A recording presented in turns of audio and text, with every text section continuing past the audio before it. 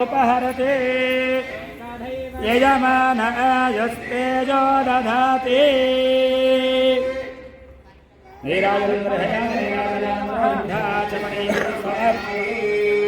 जय बोलो गणेश महाराज की, लक्ष्मी गणपति स्वामी वारी की, गणपति बप्पा।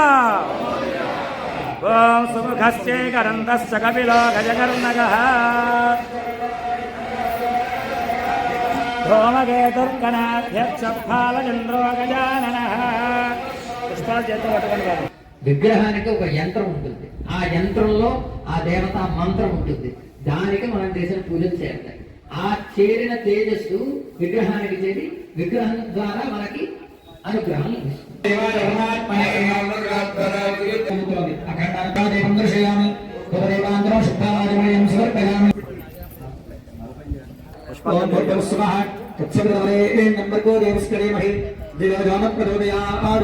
सत्यं वर्तेनवरहिंजामि गणदेवतां निवेदयामि। ओम प्रणव स्वाहा, ओम गाना स्वाहा, ओम ज्ञाना स्वाहा, ओम गाना स्वाहा, ओम स्वाहा स्वाहा। पार्वती पदे हर हर संदर కూడా పుష్పాలు జరుగుతూ నమస్కారం చేసుకోండి। ओम सुमिष्टे गंधिष्ठे विलोकनिर्नगा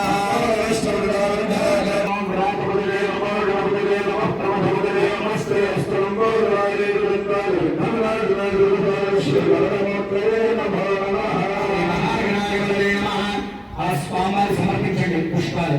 వక్రతుండ మహాకాయ కోటి సూర్య సమప్రభ నిర్విఘ్నం కురు మే దేవ सर्वकार्येषु सर्वदा विघ्नेश विधि मार्तांड चंद्र इंद्र उपेन्द्र वंदिता नमो गणपते तुभ्यं ब्रह्मणां ब्रह्मणस्पति। ఇలా దోసులు పెట్టి ఆ గణపతి స్వామి వారిని అడగండి అందరూ కూడా।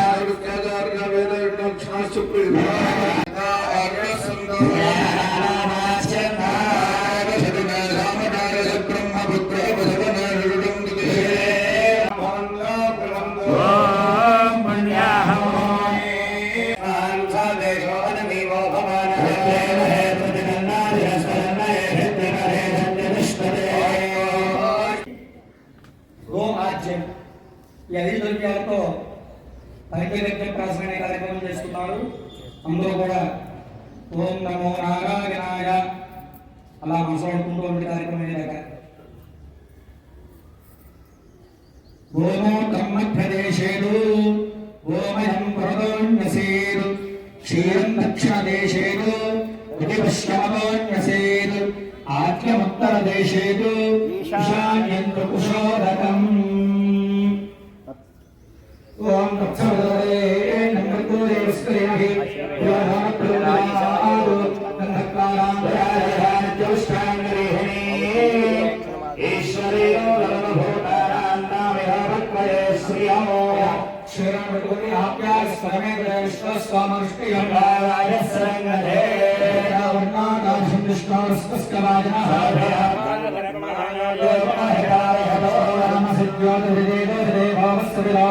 क्षेत्रेण पवित्रेण वधो सूर्यस्करिष्मिभिः देवसत्कारः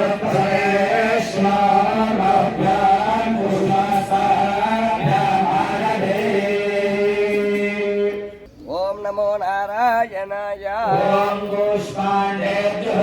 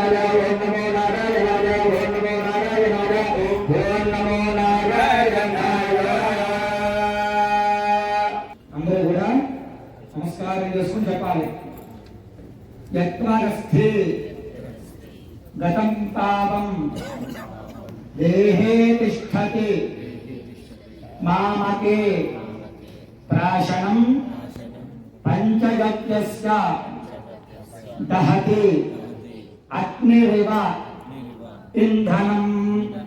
ఓం నమో నారాయణాయ.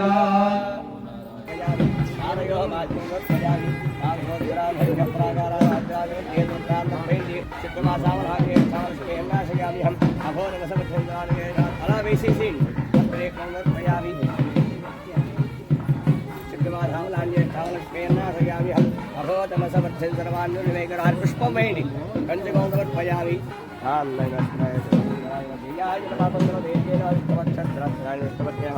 ప్రసన్నాక్షేమ నారాయణ సమాస్పదాయ నమః దారచంద్రమూర్తే నమః దేవ్యే నమః సర్వోభద్రవాణ్యే నమః నవదుర్గాయ నమః మహాకాళ్యే నమః.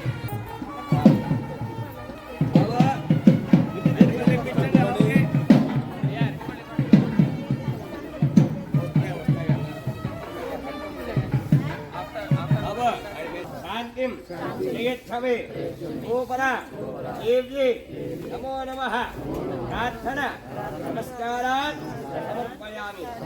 నమస్కారం చేసుకోవడం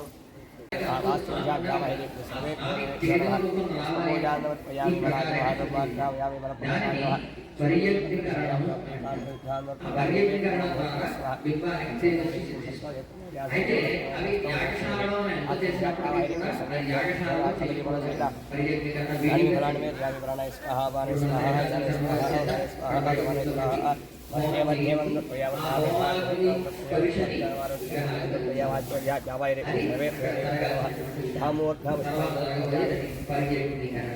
ఏ దేవత ఉపాసన సిద్ధించాలంటే సూర్యుడు లేని మనకి సిద్ధి రాదు. అందుకని మనం ఒక పురాణంలో లేదా ఇతిహాసం తీసుకున్నా సూర్యోపాసన ద్వారానే ధర్మరాజు అక్షయ పాత్రను పొందాడు. సూర్యోపాసన చేయడం చేతనే మహాభారతం తీసుకుంటే అరణ్యవాసంలో ధర్మరాజు అక్షయ పాత్రను పొంది ఆ అక్షయ పాత్ర పొందే సూర్యోపాసన చాలా ప్రధానం. ఆ సూర్యోపాసన మనం ఇక్కడ 4 రోజుల పాటు చేసుకుంటున్నాం. అంటే మన తరపున బ్రాహ్మణులు చేస్తున్నారు, బ్రాహ్మణోత్తములు చేస్తున్నారు. నిన్న చెప్పాను, సూర్యుడు ఉపాసన అంటే ప్రతిమ రూపంలో సూర్యుని ఉపాసన చేయడం కాదు. సూర్యోపాసన అంటే సూర్యుడికి ఒక యంత్రం ఉంటుంది. అందుకే రేపు మనం యంత్ర స్థాపన చేస్తాం ముహూర్తానికి. ఇప్పుడు దేవతా ప్రతిష్ఠ చేస్తున్నాం అంటే కేవలం అక్కడ విగ్రహం ఉంది కాబట్టి విగ్రహానికి పూజ చేస్తున్నాం కాదు. విగ్రహానికి ఒక యంత్రం ఉంటుంది. ఆ యంత్రంలో ఆ దేవతా మంత్రం ఉంటుంది. దానికి మనం చేసిన పూజలు చేరుతాయి. ఆ చేరిన తేజస్సు విగ్రహానికి చేరి విగ్రహం ద్వారా మనకి అనుగ్రహం లభిస్తుంది. ఇది శాశ్వతంగా చేస్తే ప్రతిష్ఠ. శాశ్వతంగా కాకుండా ఎప్పటికప్పుడు మనం ఉపాసన చేసుకుంటే అప్పటికి వరిపిండితో యంత్రం పెట్టి దాంట్లో సూర్యుడు ఆరాధన చేసి ఆయనకు ప్రీతిగా నిన్న చెప్పాను అర్ఘ్యాలు ఇస్తారు. అర్ఘ్యం చాలా ప్రీతి. అర్ఘ్యం అలాగే నమస్కారం, ఇవి 2 సూర్యుడికి చాలా ప్రీతి. అవి చేయడం వల్ల సూర్యుడు ఏమేమి ఇస్తాడంటే ఆరోగ్యం ఇస్తాడు. ఆరోగ్యం లేనిది మనం ఏ కర్మ చేయలేం. ఆరోగ్యం ఉంటేనే ఏ కర్మ అయినా, ఆరోగ్యం లేని ఎందుకంటే ఇద్దరిని కార్యక్రమంలోకి రానివ్వరు. ఈ దేవతా కార్యక్రమాల్లో ఇద్దరు రానివ్వరు. అనారోగ్యంగా ఉన్నటువంటి వాళ్ళు దేవతా కార్యాలకి ఆహ్వానించేయరు. అంటే రాకూడదని కాదు, వాళ్ళు వచ్చి ప్రసాదం తీసుకోవడం వరకు పర్వాలేదు. ఎందుకంటే శరీర సహకారం పరిపూర్ణంగా ఉండదు. వాళ్ళు ఉండి చక్కగా మంత్రం విని తీర్థ ప్రసాదాలు స్వీకరించడం వరకు సరిపోతుంది. కానీ అర్చన చేయాలంటే శరీరం రోగగ్రస్తం కాకూడదు, ఆరోగ్యంగా ఉండాలి. అయితే ఇక్కడ కేవలం దేవతారాధనకనే కాదు, మనం ఏ కర్మ చేయాలన్నా మన శరీరం మనకి సహకరించినప్పుడే, శరీరం ఆరోగ్యంగా ఉంటేనే మనకి సహకరిస్తుంది, లేకపోతే శరీరం సహకరించదు. అందుకని ఆరోగ్యాన్ని కాపాడుకోవాలి, ఆరోగ్యం ద్వారానే ఏ కర్మనైనా చెయ్యాలి. అటువంటి ఆరోగ్యాన్ని ఆయన మనకు అనుగ్రహిస్తారు. ఎలా చేయాలి సూర్యోపాసన అంటే నమస్కార ప్రయోభాను, మొత్తం సూర్యుడికి సాష్టాంగ నమస్కారాలు చేయాలి. నేను చెప్పాను కదా, ఆయనకి ప్రీతి కలిగించే మంత్రములు ఉంటాయి. నేను చెప్పాను కదా, మకారం మంత్రం వినడం చేత కాపాడుతుంది, చెప్పడం చేత ఎంత కాపాడుతుందో వినడం చేత అంత కాపాడుతుంది. ఈ సూర్య ప్రీతికరమైన మంత్రములు కొన్ని ఉంటాయి, ఋగ్వేదంలో ఉంటాయి. ఋగ్వేద మండలాల్లో సూర్య నమస్కారానికి సంబంధించి మహాసౌరంతో సూర్యుడు ఒక్కమాట నమస్కారం చేస్తే మన శరీరంలో ఉన్నటువంటి సమస్త క్లేశములు పోతాయి. పోతాయంటే ఒక్కసారిగా అద్భుతం జరిగిపోవడం పాటించడం వల్ల ఎప్పుడైనా సరే ప్రధానంలో అన్నింటా మనకి నియమం చెప్తారు. అంటే సూర్యుడి తీర్థం తీసుకున్నాం, కానీ దానికి తగ్గ నియమం పాటించినప్పుడు అది మనకి శరీరానికి పడుతుంది. ఎలాగైతే ఒక ఔషధం తీసుకుంటాం, ఒక టాబ్లెట్ ఔషధం ఏదైనా తీసుకుంటాం,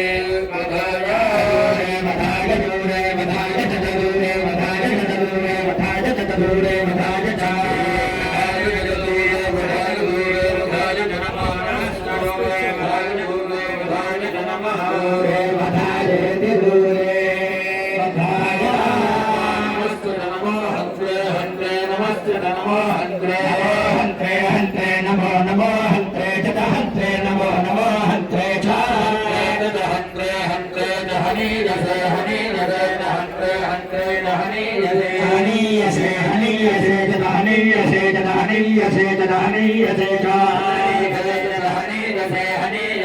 नमो नमस्ते हनीयसे नमः नमस्ते नमो वृक्षेभ्यो वृक्षेभ्यो नमस्ते हरिकेशेभ्यो वृक्षेभ्यो हरिकेशेभ्यो हरिकेशेभ्यो वृक्षेभ्यो वृक्षेभ्यो हरिकेशेभ्यो नमो नमो हरिकेशेभ्यो वृक्षेभ्यो वृक्षेभ्यो हरिकेशेभ्यो नमः नमो नमो हरिकेशेभ्यो हरिकेशेभ्यो नमस्काराय ताराय नमो हरिकेशेभ्यो हरिकेशेभ्यो नमस्काराय हरिकेशेभ्यो हरिकेशेभ्यो ताराय नमो नमस्काराय नमो नमस्काराय नमो नमस्काराय नमः ताराय नमो नमस्काराय ताराय नमः शम्भवे शम्भवे नमस्काराय ताराय नमः शम्भवे भवे नमयो भवे नमयो भवे शम्भवे शम्भवे नमयो भवे చిత్తం ఇవన్నీ కూడా కార్యక్రమాలు జరిగాయి. ముఖ్యమైన కార్యక్రమాలు 2 జరిగాయి ఇవాళ. సూర్య నమస్కారాలు నిన్న జరిగాయి, ఇవాళ మీ చేత కూడా చేయించాం. అక్కడ సూర్య నమస్కారాలు జరిగాయి. ఆరోగ్యాన్ని ఇచ్చేటువంటి సూర్యుడికి ప్రీతిగా సూర్య నమస్కారాలు. అలాగే ప్రతిష్టలో భాగంగా పర్యగ్నికరణ, వాస్తు పర్యగ్నికరణ అంటారు దాన్ని. ఆ పర్యగ్నికరణ చేయడం ద్వారా బింబానికి శుద్ధి కలిగి తేజస్సు వస్తుంది. అందుచేత ఆ పర్యగ్నికరణ చేశారు. అలాగే ఈ కార్యక్రమం అవుతుండగానే ఇక్కడ బ్రాహ్మణులు చక్కగా యంత్రానికి చేయవలసినటువంటి జపం చేసి అనంతరం ఇప్పుడే వేదపారాయణ చేసి దానికి ధారపోసారు. ఇప్పుడు దాకా జరిగిన వేదపారాయణ కానీ ముందు జరిగిన జపములు కానీ అవి యంత్రప్రీతిగా జరిగినటువంటి. ఇవాళ రేపు ఎల్లుట 3 రోజుల పాటు మూడు రకములైనటువంటి దేవతా యంత్రములని అక్కడ సిద్ధం చేస్తారు.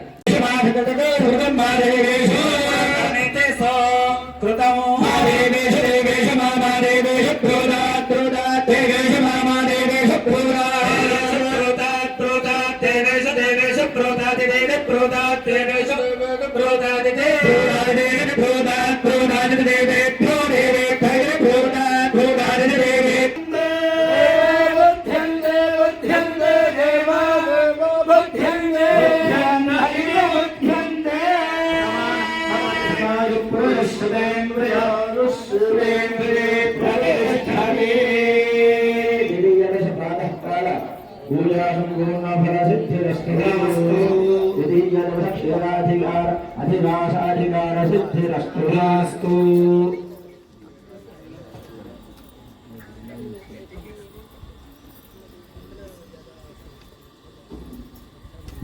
ఉప్పల్ అయ్యప్ప స్వామి దేవాలయంలో ప్రధాన అర్చకులు జయంతి సాయికృష్ణ శర్మ గారు వారు సాయంత్రం మనకి ఇక్కడ ఈ రోజు 3 రోజులు 3 ప్రత్యేక యంత్రములు ఏర్పాటు చేసి మనకు అర్చనా విధానం అంతా కూడా వారి దగ్గర నుండి జరిపిస్తారు.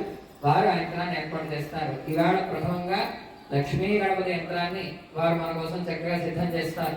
సాయంత్రం మనం 6 గంటలకు క్షీరాభాసం అయిన తర్వాత ఆ యంత్రానికి మనం పూజ చేసుకుంటాం. సాయంత్రం అంతా కూడా వారు ప్రధానంగా చేస్తారు. ఆ యంత్ర విధానం అంతా కూడా ఆ పండితులు చేస్తారు. జయంతి సాయికృష్ణ శర్మ గారు.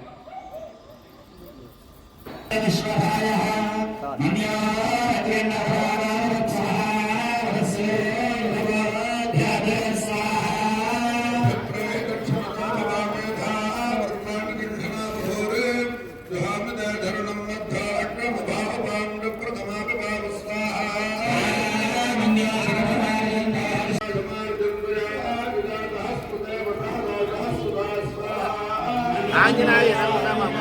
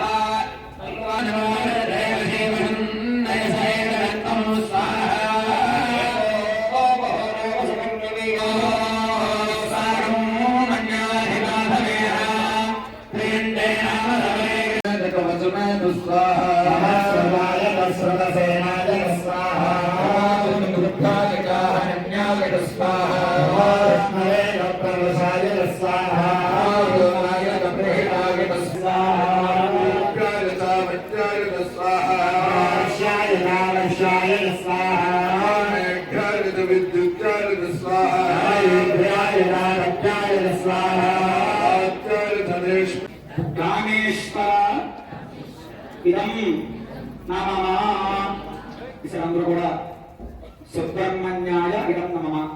సుబ్రహ్మణ్యాయ ఇదం నమః. ఓం పురుషాయ విద్మహే మహాసేనాయ ధీమహి తన్నో ప్రచోదయాత్.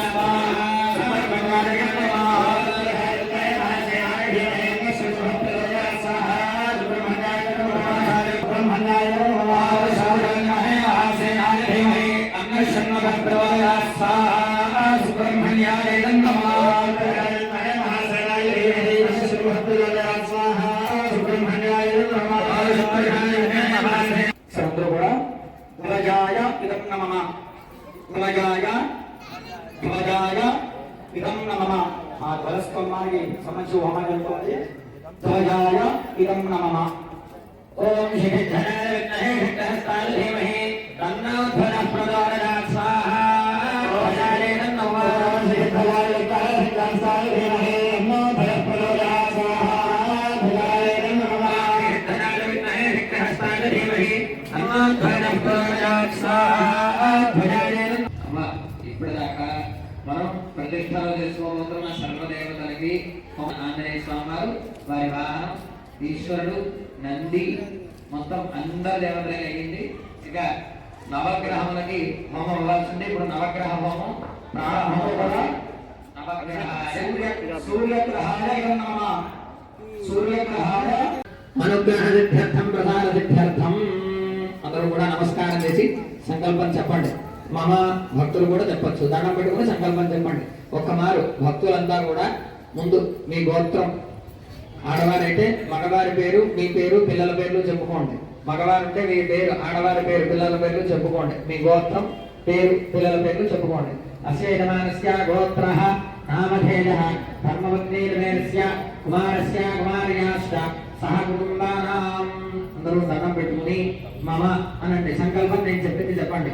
మమ ఉపాత్మ దురితక్షయ ద్వారా శ్రీ పరమేశ్వర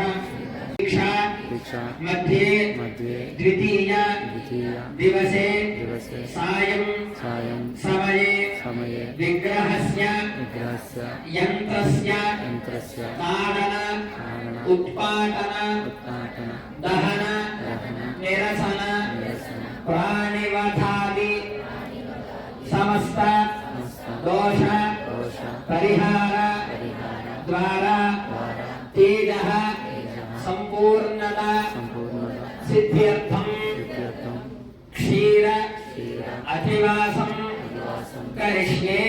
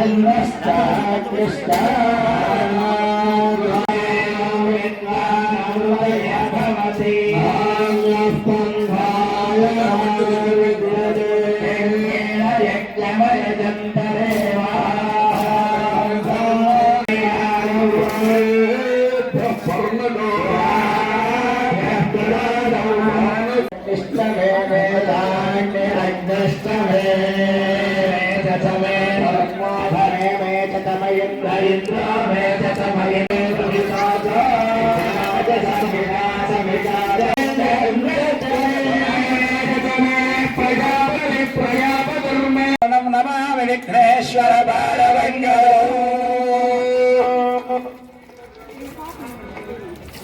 ధ్యాయామి.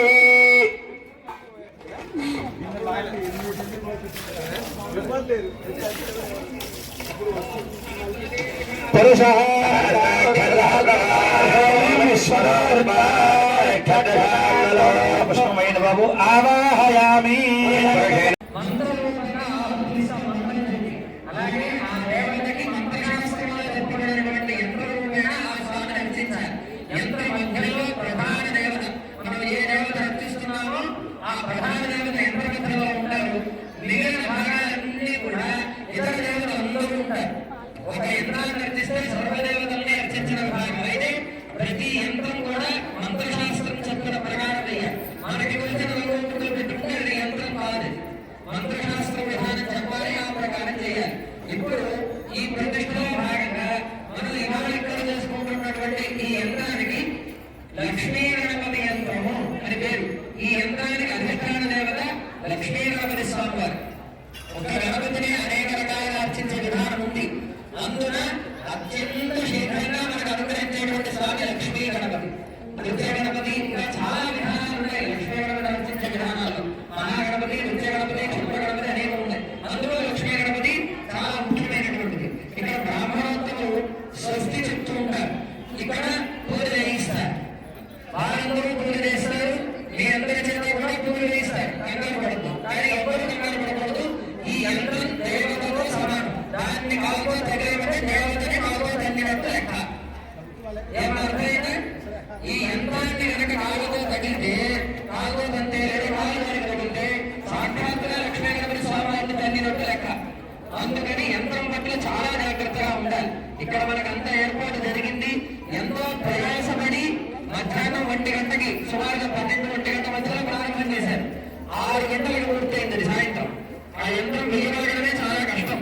దానికోసం ఏడ్చి కూర్చి యోగ్యులైనటువంటి వాళ్ళని రప్పించి చక్కగా చేశారు. పొద్దున్నే చెప్పారే జయంతి సాయి కృష్ణ శర్మ గారు అయ్యప్ప స్వామి కూడా ప్రధాన అర్చకులు వారు.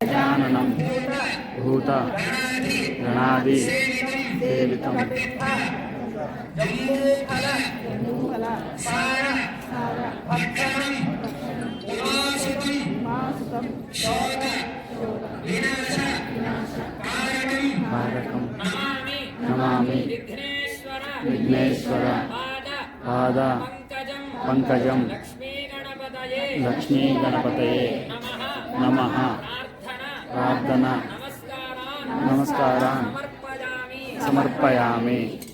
ఉపహరతే యజమానాయస్తేజో దధాతి.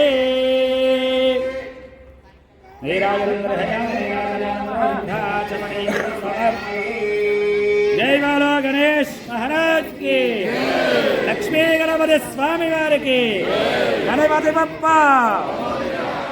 ఓం సుముఖస్య కరందస్య కపిలో గజకర్ణకః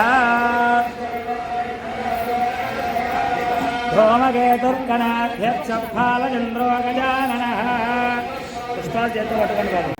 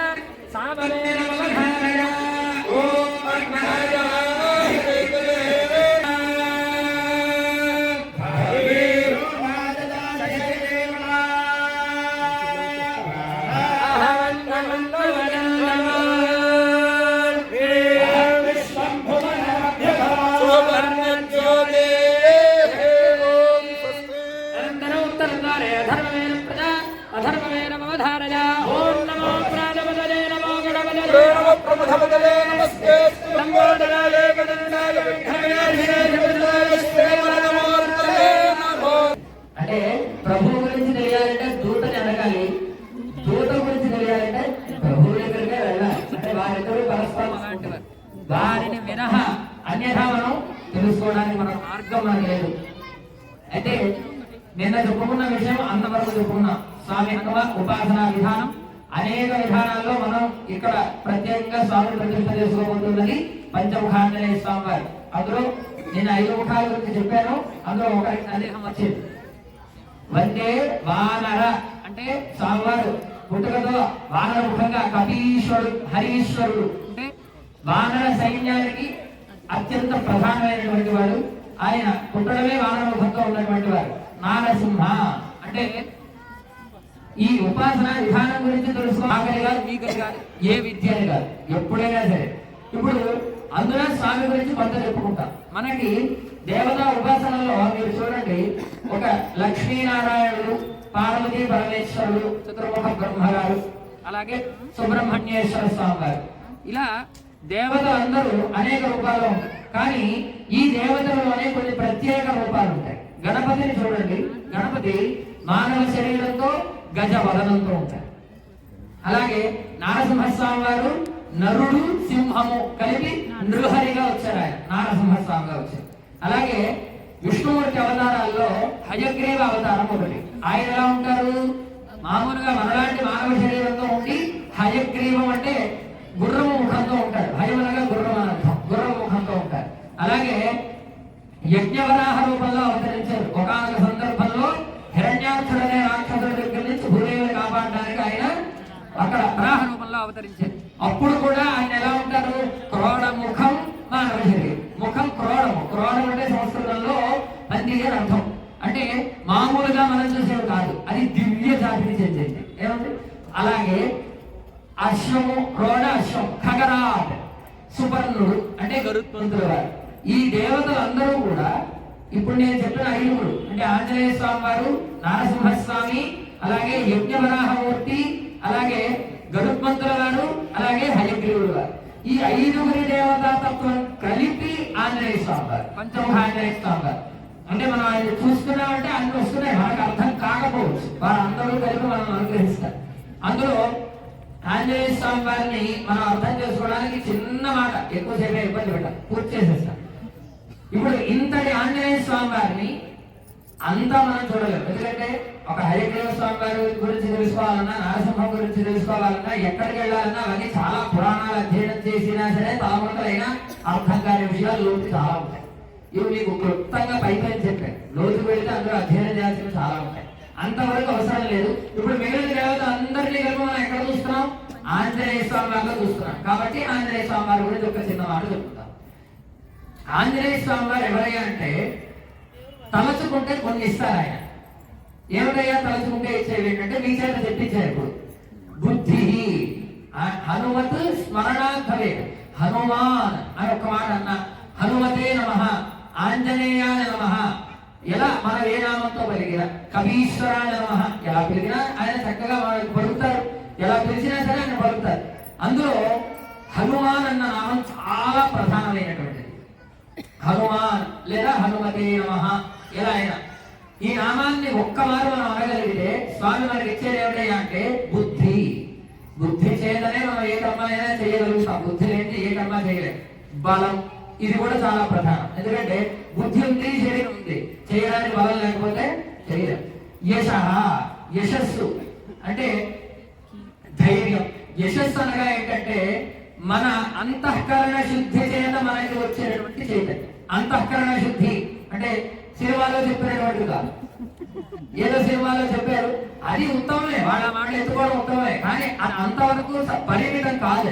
అంతఃకరణ శుద్ధి అంటే మనకి అంతఃకరణ దృష్టి 4 ఉన్నాయి. భగవద్గీతలో చెప్తారు మనస్సు, బుద్ధి, అహంకారం, చిత్తం. ఈ 4 శుద్ధిగా ఉన్నవాడికి ఒక చైతన్యం ఉంటుంది. దానిని యశస్సు అంటారు. ఆ యశస్సు స్వామిని నమస్కరిస్తే వస్తుంది, స్వామిని తలచుకుంటే వస్తుంది. ఆ రెండే ఏమిటో మనకి తెలియకపోయినా హనుమాన్ అంటే అది మనకు వస్తుంది, ఏ నాటికైనా తెలుస్తుంది. అసలు ఇది ఉందని తెలిసింది కదా, ఒకనాటికి తెలుస్తుంది. అసలు అంతఃకరణం అంటే ఏమిటి, మనస్సు, బుద్ధి ఇవన్నీ ఒకనాటికి తెలుస్తాయి. ఇప్పుడు వినడానికి యోగ్యత నీకు చెప్పడానికి నాకు వినడానికి యోగ్యత వచ్చి మనం ఇవాళ ఇక్కడ దాకా వస్తామంటే అది కూడా ఒకనాడు వస్తుంది.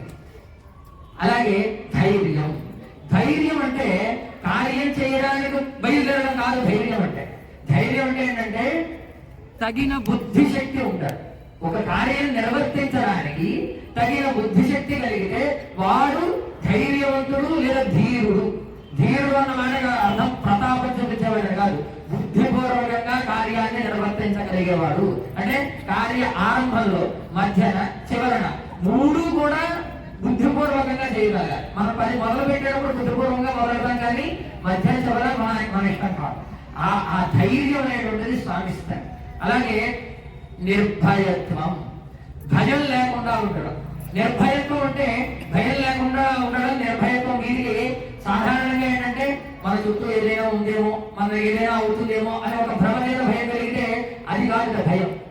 స్వామి ఇచ్చే నిర్భయం ఏంటంటే ఇప్పుడు మనం ఎప్పుడైనా దేనికి భయపడాలి అంటే ఎవరైనా ఈ భూత ప్రేత పిశాచాలు ఏవో చేసేస్తాయి ఇలాంటి భయాలు కాదు, అవి మనల్ని ఏం చేయవు. స్వామి హనుమని పెట్టుకుంటే ఏవి రావు దగ్గరికి. రాముల వారిని తలుచుకున్న రామం స్కందం హనుమంతం వైరతేజం మృగోదరం శయనేయ పఠే నిత్యం దుస్వప్నం తస్య నశ్యతి.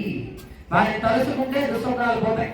అయితే స్వామి హనుమ మనతో ఉన్నప్పుడు భూత ప్రేతాలు భయం లేదు.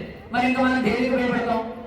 పెద్దవాళ్ళకి భయపడతాం. ముందుగా జీవితంలో పెద్దవాళ్ళకి భయపడతాం, మన పై అధికారులకు భయపడతాం జీవితంలో. లేదా వీటన్నిటికన్నా ముందు తప్పు చేసిన వాడికి భయపడతాం. తప్పు చేయని వాడికి భయపడే అధికారం అవసరం ఉండదు, అవకాశం కూడా లేదు. ఎందుకంటే తప్పు చేయకుండా ఉంటే, అంటే తాను ధర్మబద్ధుడైతే వాడు భయపడాల్సిన అవసరం లేదు.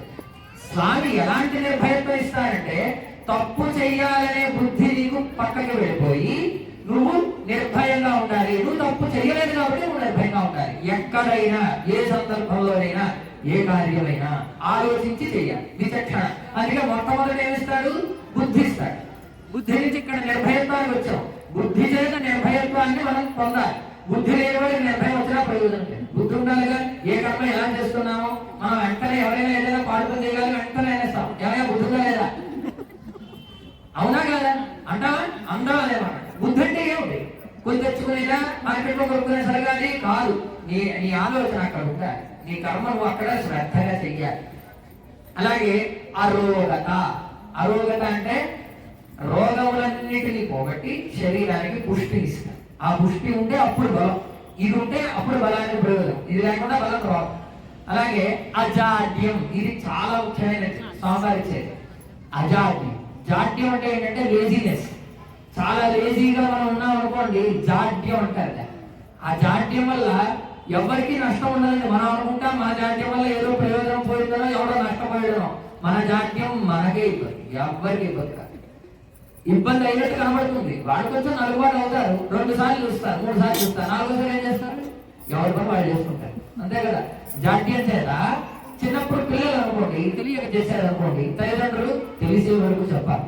ఎందుకంటే జాడ్యం వల్ల వచ్చేటువంటి ఇబ్బందులు చాలా అనారోగ్యం కూడా వస్తుంది. జాడ్యం వల్ల అనారోగ్య సమస్యలు వస్తాయి. ఏమి రాదని మనం అనుకుంటాం. జాడ్యం ఎప్పుడు పనికిరాదు. లేజినెస్ అస్సలు పనికిరాదు. ఉత్సాహంగా ఉండాలి, ఎప్పుడు కార్యోన్ముఖుడై ఉండాలి, ఉత్సాహంగా ఉండాలి, తన పని మీద తనకి ఎరుక కలిగి ఉండాలి. అలా ఉంటే వాడు అజాడ్యాన్ని పొందగలుగుతాడు. స్వామి హనుమ నామస్మరణతో వాడు అజాడ్యాన్ని పొందుతాడు. జాడ్యం వల్ల అనారోగ్య సమస్యలు వస్తాయి, అది పోగొట్టుకోవాలి. అజాడ్యంగా ఉండాలి, చక్కగా జాడ్యం లేకుండా ఎప్పుడు ఉత్సాహంగా ఉండాలి. వాక్పటుత్వంచ, ఇది చాలా ముఖ్యమైనటువంటిది. ఎందుకంటే స్వామికి వాగ్మి అని పేరు. ఎవరికి? స్వామి హనుమకి వాగ్మి అంటే వాక్య కోవిదుడు. మాట్లాడడంలో స్వామి హనుమని నుంచి మాట్లాడగలిగిన వాడు ఎవడు వీడు. అంతటి పండితుడు ఆయన వాక్యంలో. మనం మాట్లాడాలంటే మనకి చిన్నప్పటి నుంచి మన స్కూల్లో చదువుకున్నాం కదండి, నేర్పుతున్నారు కదా సెంటెన్స్. ఆమె వచ్చాడు అంటామా? లేదు కదా. ఇవన్నీ మన స్కూల్లో నేర్చుకున్నాం కదా. వాడి పేరు బట్టి చెప్పారు. ఆలోచించండి. ఇంగ్లీష్ అయినా, తెలుగు అయినా, హిందీ అయినా, సంస్కృతం అయినా దానికి మూలం ఒకటి ఉంటుంది, వ్యాకరణం. వ్యాకరణం కదా. అన్ని భాషలకి మూలం సంస్కృతం. జనని సంస్కృతంకు సర్వ భాషలకు. వ్యాకరణ సూత్రంలో తెలుగు వ్యాకరణంలో మొట్టమొదటి సూత్రం ఇది. జనని సంస్కృతంకు ఎల్ల భాషలకు. అయితే ఆ సంస్కృతంలో వ్యాకరణం చాలా విస్తారంగా ఉంటుంది. ఆ వ్యాకరణాన్ని అంతటిని కరతలామలకం చేసుకున్నటువంటి వాడు స్వామి హనుమ. ఇప్పుడు కాదు, ఏనాడో త్రేతాయుగం నాడు. ఇప్పుడు మనం కష్టపడిపోతున్నాం. ఒక ఇంగ్లీష్ లో కానీ తెలుగులో కానీ సరిగ్గా స్పష్టంగా మాట్లాడాలంటేనే చాలా కష్టపడిపోతున్నాం. ఆయన చూసి నేర్చుకోవాల్సింది ఏంటంటే మాట్లాడడం నేర్చుకోవాలి. ఆయన వాగ్వైభవం చెప్పాలంటే 5 రోజులు మన పనులన్నీ వరకు కూర్చొని చెప్పినా చాలు. అంత ఉంది స్వామి హనుమ వాగ్వైభవం. అది రేపు చెప్పుకోవచ్చు. అది ఎవరు చెప్తారో తెలుసా అండి? రామచంద్రుల వారు లక్ష్మణ స్వామితో చెప్తారు స్వామి హనుమ వాగ్వైభవం ఏంటో అరణ్యకాండలో. అందుకని వాక్ ఎప్పుడు శుద్ధంగా ఉంటాయి. తరబడుతూ ఆ విస్తరం, ఆ సందిగ్ధం, ఆ విలంబితం, ఇది చాలా విషయాలు ఉంటాయి. ఏదైనా ఎవరైనా ఏం చేసుకొచ్చో పని సాధించుకొచ్చావా అంటే నేను వెళ్ళానండి, చూశానండి, వచ్చేటప్పుడు దాంట్లో ఎవరు అడ్డొచ్చారండి, ఇంత చెప్తాం. అలా కాదు, ఒక్క మాటలో సమాధానం చెప్పగలగాలి. ఎప్పుడు మాట మీద పట్టుంటే వాడి జీవితం మీద వాడికి పట్టుంటుంది. అందుకని మాట్లాడేటప్పుడు చాలా జాగ్రత్తగా మాట్లాడాలి. అలాగని ఏది చెప్పకుండా వెళ్ళాను అంటా కూడా ప్రయోజనం లేదు. ఎప్పుడు మాట ఎలా మాట్లాడాలో రామాయణం మొత్తం చెప్తుంది, ఎక్కడికక్కడ చెప్తుంది. రామచంద్రుల వారు ఒకలా మాట్లాడతారు. మొత్తం రామాయణంలో అలా మాట్లాడేవారు ముగ్గురే వాక్కులు. ఎవరంటే 1 రామచంద్రుల వారు, 2 సీతారామ వారు, 3 స్వామి హనుమ. వారి ముగ్గురే మినహా ఇంకెవ్వరు అంత స్పష్టంగా మాట్లాడలేదు, అంత జాగ్రత్తగా మాట్లాడతారు అన్నమాట. అంటే మాట్లాడేటప్పుడు అర్థం ఎప్పుడు చెడకూడదు. మన మాట ఎదుటి వారిని ఎప్పుడు బాధ పెట్టకూడదు. చాలా శుచిగా ఉండాలి మాట. మాటలో శుచి అంటే మనం మడిగొట్టుకుని మాట్లాడడం అని కాదు. మాటలో వ్యాకరణం ఎక్కడా దెబ్బ తినకుండా వ్యాకరణానికి తగ్గట్టు మాట్లాడాలి. అది వ్యాకరణం చదువుకున్న వాడికి తెలుస్తుంది.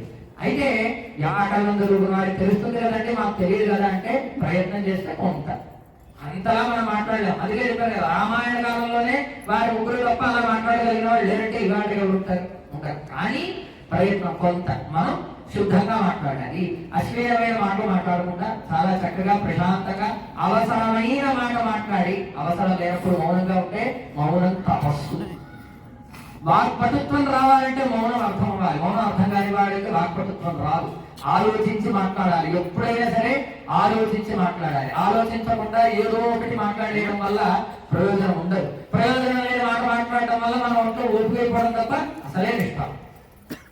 ఎందుకంటే మనం అనుకుంటా మాట్లాడడంలో ఏం లేదు కదా. మనం పక్క వాటితో మాట్లాడితే 2 గంటలు పని చేయాలి తెలుసా, అంత బలం వేస్ట్ అవుతుంది కేవలం మాట్లాడటంలో. ఎందుకంటే ఇప్పుడు నేను మంత్రం చెప్తున్నా, మా ఒంట్లో శక్తి అంతా ఎక్కడ కూడా కట్టుకుని మాట్లాడతాం, మంత్రం చెప్తాం కదా. ఇప్పుడు మాట్లాడినా అంతే, అంటే మనకు కలవడం, నెమ్మదిగా మాట్లాడుకుంటాం, పక్క వాళ్ళతో మాట్లాడడం మనం అనుకుంటాం. అంటే ఇప్పుడు ఎంత ఎనర్జీ వేస్ట్ అయిపోతున్నట్టు. మేము మంత్రం చెప్పడానికి ఎంత ఎనర్జీ మేము లోపల నుంచి కూడా కట్టుకుని చెప్తున్నామో, పక్క వాళ్ళతో మాట్లాడేటప్పుడు కూడా అంతే ఎనర్జీ వేస్ట్ అవుతుంది. ఇప్పుడు మన ఎనర్జీ మనం పక్క వాళ్ళతో వేస్ట్ చేసుకోవాలా, చక్కగా భగవన్నామస్మరణతో దాన్ని మంచిగా ఉపయోగించుకోవాలా, ఎవరి నిర్ణయం వాడాలి. మేము ఎవరిని ఇబ్బంది పెట్టాం. కానీ మీ ఎనర్జీని మీరు దాచుకోవాలి, జాగ్రత్తగా వాడుకోవాలి. అంటే మనం పనికి రాని మాటలు తీసేస్తే చాలు. నేను అలాగే పక్కలతో మాట్లాడొద్దు అని చెప్పట్లా, పనికి రాని మాటలు అనవసరం, దానివల్ల ప్రయోజనం లేదు. ఇవన్నీ ఈ వాక్పటుత్వం కానీ, బుద్ధి, బలం, యశస్సు, ఆరోగ్యం, అజాడ్యం, ఇవన్నీ స్వామి హనుమాన్ అని ఒక్క మాట తలచుకుంటూ వస్తాయి. అవన్నీ రావాలంటే ముందు పొందడానికి మన దగ్గర పాత్ర ఉండాలి. పాత్ర కలిగింది స్వామి ఇచ్చేస్తారు మనం తలుచుకోవడం వల్ల. కానీ మనకు ఆ పాత్ర ఉండాలిగా, ముందు శుచిగా ఉండాలిగా. మనకు బుద్ధి ఉందని మనకు తెలియాలి. అంతే కదా.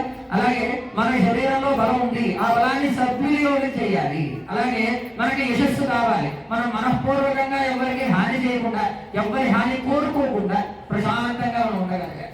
ఇదంతా చేయగలిగితే స్వామి హనుమ మన వెంటే ఉంటారు. ఇదేది చేయకుండా ఎన్ని పూజలు చేసినా వ్యర్థం. అదేంటంటే అన్ని చెప్పి చివరిని మాట అన్నారంటే, పాలు పాత్రలో ఉండాలంటే పాత్ర శుచిగా ఉంటాయి, పాత్ర శుచిని బట్టే పాలు బాగుంటాయి. స్వామి హనుమ అనుగ్రహం చక్కటి గోక్షేరం అంటే అది మనం పొందాలంటే మనం అంటే ఈ మనస్సు అనే పాత్ర నిష్కల్మషంగా ఉండాలి, నిర్మలంగా ఉండాలి. అప్పుడు ఆయన అంటే ఏమిటో మనకు తెలిసేది. ఇప్పుడు ఇంత నేను చెప్తూ ఉన్నాను, ఎంతమంది వెళ్ళగలుగుతున్నారు ఏకాగ్రంగా? బుర్రలో ఎంతమందికి ఇన్ని ఆలోచనలు పరిగెడుతున్నాయి? అవునా కాదు? నేను ఎవరిని తక్కువ అనటంలా. మన బుద్ధి అలాంటిది, మన బుద్ధి అలా పరివిధాలు పరిగెట్టిస్తుంది.